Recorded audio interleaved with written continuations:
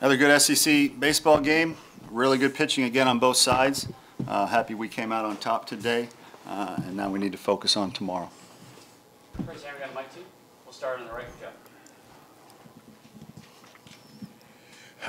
Mark, regardless of how it came about, how bad you guys need to win this game? We needed to win. We need wins right now. Again, there's no moral victories here, and we've been playing better baseball, but we've been losing the close games. Today we were able to win one, and it's something we need to build on.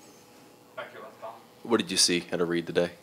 Same thing you see just about every time he pitches. Command of all pitches, poise, competitiveness, let his defense play. It's amazing. Our defense generally plays pretty well behind him because he works quick and throws strikes. So with him, you know what you're getting generally every time he takes the mound.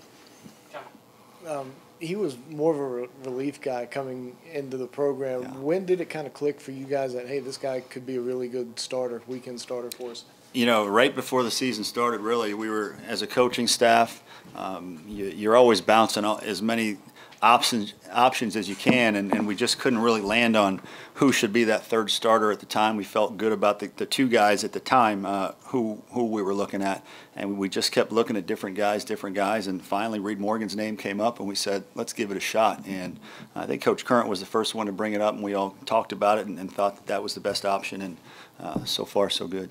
We'll go to Andrew.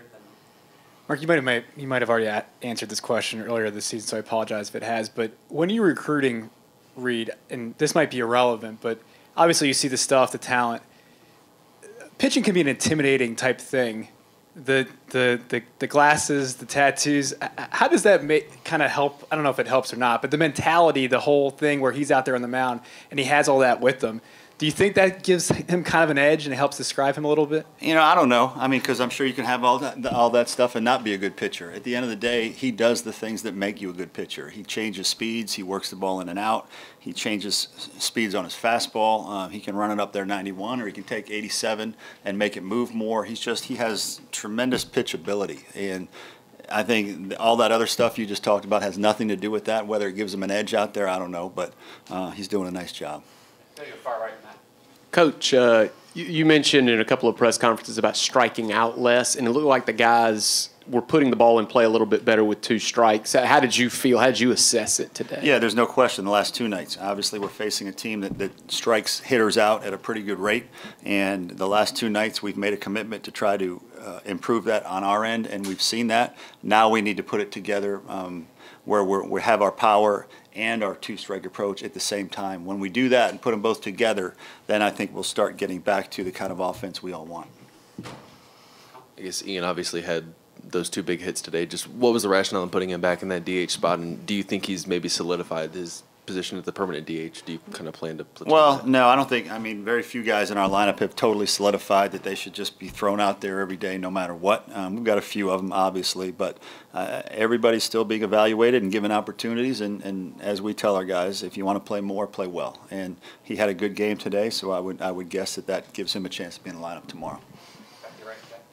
How does this pitching performance set you up for tomorrow? Could you bring back Tringali and Sweat, or are they done? Or no, the good thing about actually getting some innings out of our starters this weekend is we didn't have to burn those guys too much. Tringali and Sweat both threw pitch counts that would allow them to be available tomorrow, and Brett Carey only threw 16 pitches today, which would allow him to be back as well. So that's why you need good starters, because then you don't have to overuse those guys too much, and that's why it's a domino effect. Every pitcher that's in there doing well helps. Every pitcher that's hurt and out or pitching poorly hurts. So so far this weekend we've gotten good starting pitching, and we haven't had to overtax those bullpen guys. Yes. All right, thank you. Thank you.